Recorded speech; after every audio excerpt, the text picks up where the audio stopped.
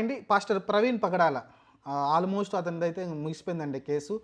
ఏదైతే చాలామంది కొంతమంది హత్య అన్నారు, కొంతమంది అనుమానాస్పదంగా చనిపోయాడని చెప్పారు, కొంతమంది యాక్సిడెంటే అని అన్నారు, కొంతమంది ఓవరాల్ చూసుకుంటే అది యాక్సిడెంట్ అని అయితే పోలీసులు అయితే నిరూపితం అయితే చేశారు. వాళ్ళు పోస్ట్ మార్టం రిపోర్ట్ వచ్చిన తర్వాత అయితే క్లియర్గా చెప్పారు. ఒకసారి మనం చూద్దాం అసలుకి ఏం జరిగింది, ఏం జరుగుతుంది, ఇంతకుముందు దీన్ని ఇంత సీన్ చేసింది ఎవరు అనేది ఒకసారి మాట్లాడుకుంటే యాక్చువల్గా ముగ్గురు రకాలు ఉన్నారండి. మూడు టైపులుగా మాట్లాడే అందరూ కూడా. ఒకటి వచ్చేసి కొంతమంది ఇది హత్య అని చాలా గట్టిగా చెప్పిన వాళ్ళు కొంతమంది ఉన్నారు. కొంతమంది పాస్టర్స్ కావచ్చు, లేకుంటే కొంతమంది మిగతా వాళ్ళు, కొంతమంది దీన్ని క్యాష్ చేసుకోవడానికి ఒక పాల్ లాంటి వాళ్ళు కొంతమంది ఇంకా ఉన్నారు కదా, వాళ్ళైతే కొంచెం దీని గురించి ఎక్కువ క్యాష్ చేసుకోవాలన్నట్టుగా మాట్లాడారు. హత్య అని వాళ్ళు గట్టిగా అటు వచ్చారు. ఇంకోటి వచ్చేసి యాక్సిడెంట్ అని కొంతమంది నమ్మారు. ఎందుకంటే ఆ ఫుటేజ్ వచ్చిన దాని ప్రకారం నేను కూడా ఆ ఫుటేజ్ వచ్చిన చూసిన తర్వాత నేను కూడా ఇది యాక్సిడెంట్ అని అయితే నేను కూడా పోస్ట్ అయితే పెట్టడం చూశాను, వీడియో అయితే చేయడం చూశారు మీరైతే. ఆ తర్వాత చూసుకుంటే రెండో రకం వచ్చారండి. ఒకవేళ హత్య ఉండొచ్చు, లేకుంటే యాక్సిడెంట్ అయ్యి ఉండొచ్చండి. ఒకసారి మనం పూర్తి పోస్ట్ మార్టం రిపోర్ట్ వచ్చినాక మనం డిసైడ్ చేద్దాం అనేది కొంతమంది న్యూట్రల్గా ఉన్నారు. వాళ్ళు నేను ఎలా ఏమనట్లేదు. నేను అనేది ఎవరినంటే ఎవరైతే ఇది హత్య అని గట్టిగా వాదిస్తున్నారో వాళ్ళ గురించి చెప్తున్నానండి.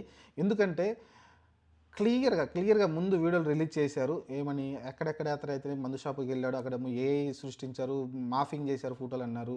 ఆ తర్వాత పోలీసులు వాళ్ళ మీద కేసులు కూడా పెట్టడం చూసాం. అలానే ట్రాఫిక్ ఎస్ఐ విజయవాడలో మీరు చూసుకుంటే, విజయవాడ ఏరియాలో మీరు చూసుకుంటే ట్రాఫిక్ ఎస్ఐ కూడా అక్కడ అతన్ని కాసేపు ఆ పార్కులో పడుకోండి, మీరు వెళ్ళొద్దు, మీరు పరిస్థితి బాగాలేదని చెప్పడం కూడా చూసాం. అలానే పెట్రోల్ బంకులో ఒక వ్యక్తి చూడడం చూసాం.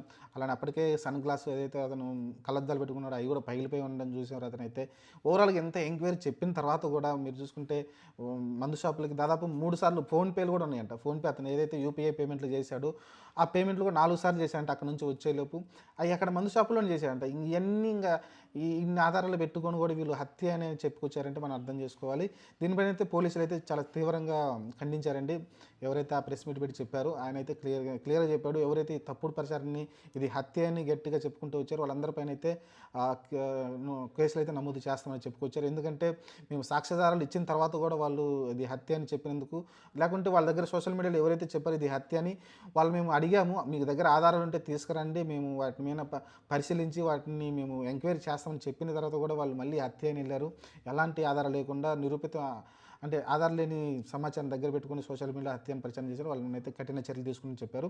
ఓవరాల్ చూసుకుంటే ప్రవీణ్ పగడాల గారు అయితే 3 సార్లు కింద పడ్డారు. ఆయన ఒకసారి బస్సు డ్రైవర్ కూడా అతను కూడా ఎంక్వైరీ చేశారు. బస్సు డ్రైవర్ కూడా చెప్పారు అతను నేనే బస్సును తప్పించాను అతను గుద్దబోతుంటే, అంటే అంత ఎక్కువ తాగాడు. దాదాపు 3 సార్లు మద్యం అంటే 3 సార్లు మందు కొన్నాడంట.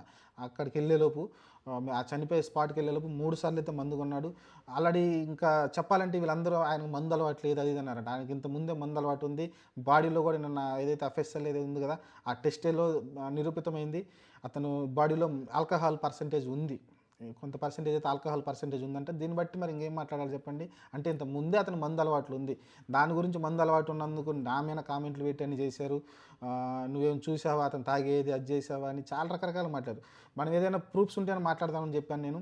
ప్రూఫ్స్ ఉన్నాయి కాబట్టి మాట్లాడాము. అతను మద్యం దుకాణానికి వెళ్ళినట్టు క్లియర్గా కనబడుతున్నా సరే అతను మాఫింగ్ చేశానని సరే అయిపోయింది. ఈరోజు బాడీలోనే మరి పోస్ట్ మార్టంలో ఆల్కహాల్ ఉందని తెలిసిపోయింది కదా, మరి ఇప్పుడు ఏమంటారు? అతను మందు తాగుతున్నాను ఇప్పుడైనా ఒప్పుకుంటారా? అంటే చాలామంది పాస్టర్లు కూడా తాగుతున్నారు.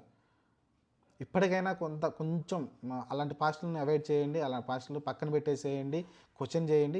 ఏదేమైనప్పటికీ సరే పక్కన పెట్టేస్తే ముందైతే ఈ ప్రవీణ్ పడాల ఇదైతే యాక్సిడెంట్ అని క్లియర్గా ఉంది. అలానే ఏదో కారు గుద్దింది, అది ఎవరో కారుని గుద్దేసి వెళ్ళిపోయారు అన్నారు. కారు కూడా గుద్దలేదండి, తనంతటికి తానే పక్కకి వెళ్ళిపోయాడు. యాక్చువల్గా అది రోడ్ అనేది రిపేర్ వర్క్ జరుగుతుందంట, కంకర్రాలు కూడా అక్కడ ఉన్నాయంట. వెళ్ళి స్పీడ్గా వెళ్ళి అక్కడికి వెళ్ళి పట్టంతో దాదాపు కొంచెం స్పీడ్గానే వెళ్తున్నాడంట. అందులోనూ తెలిసిందే కదా మనకి ఆ లైట్ కూడా పగిలిపోయింది, ముందు లైటు ఓన్లీ ఇండికేటర్ బ్లింక్తో వెళ్తూ ఉన్నాడు. ఎల్లో లైట్ ఏదైతే ఉందో దాంతో బ్లింక్ చేసుకుంటూ వెళ్ళిపోతూ ఉన్నాడు. అతనైతే ముందుకు వెళ్తూ ఉన్నాడు.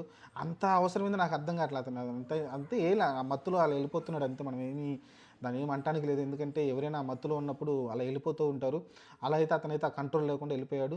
ఆ తర్వాత ఏదైతే ఆ పాస్ట్ పక్కకి వెళ్ళిపోయాడు, అక్కడ ఏదైతే రోడ్డు వర్క్ జరుగుతుంది కదా, అక్కడ ఉన్నారో అక్కడ రాళ్ళు లేవు రప్పలు లేవు అన్నారు. మరి అక్కడ కంకర ముక్కలు ఉన్నాయని అయితే చెప్పుకొచ్చారు పోలీసులు అయితే. ఎవరైతే తర్వాత చెప్పిన చాలామంది అక్కడ రాళ్ళు లేవు ఏం లేవు ఎలా చనిపోయారని, కానీ తలకు గాయాలు అవడం వల్ల చనిపోయారని చెప్పారు. అంటే ఏం లేదు, నేను ముందే చెప్పాను కదా, ఎక్కడికైతే అక్కడికి వెళ్ళి ఖచ్చితంగా ఏదో రాళ్ళకు గుద్దుకున్నప్పుడు ఇన్నర్గా బ్లీడింగ్ అయింది. అలానే కొన్ని దెబ్బలు గాయాలు కూడా అయినాయి.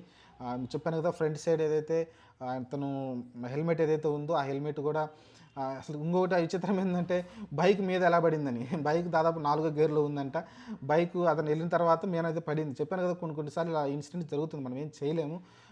పైనైతే పడింది బైక్. అతని మీద ఆ యాక్సిడెంట్ జరిగే టైంలోనే పైకైతే పైన పడినట్టయితే నిర్ధారణ కూడా జరిగిపోయింది. ఓవరాల్గా అయితే దీని కన్క్లూజన్ ఒకటే. సరే చాలామంది కూడా ఈ క్రిస్టియన్స్ సంబంధించిన కొంతమంది కూడా చాలామంది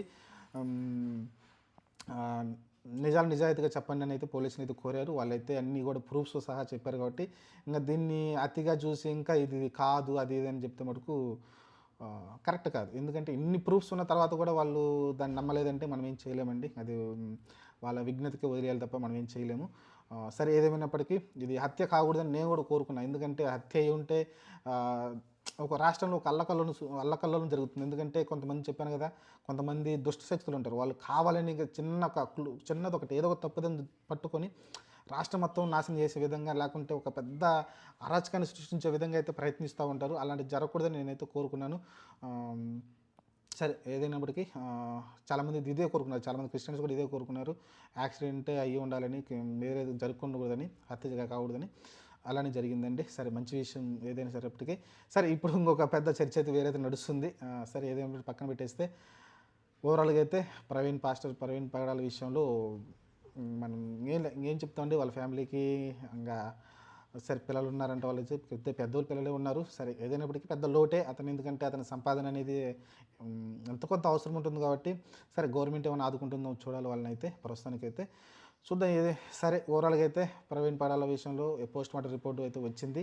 యాక్చువల్గా ప్రెస్ మీట్ పెట్టరనుకున్నాం. జస్ట్ ఫ్యామిలీకి పోస్ట్ మార్టం ఇచ్చేసి వదిలేస్తారనుకున్నారు. కానీ మంచి పని చేశారని ఆ రోజు మనం మాట్లాడుకున్నాం. ఖచ్చితంగా వచ్చి ప్రెస్ మీట్ పెట్టి పోస్ట్ మార్టంలో ఏమేమైతే వచ్చినాయి మొత్తం చెప్పాలని మనమైతే చెప్పుకున్నాం. వాళ్ళైతే వచ్చి పోలీసులు కూర్చొని ప్రెస్ మీట్ పెట్టి చెప్పడంతో అయితే ఒక క్లారిటీ వచ్చేసింది ఓవరాల్గా. ఇదండి. సరే ఇంకా అంతతో ముగిసిపోయింది.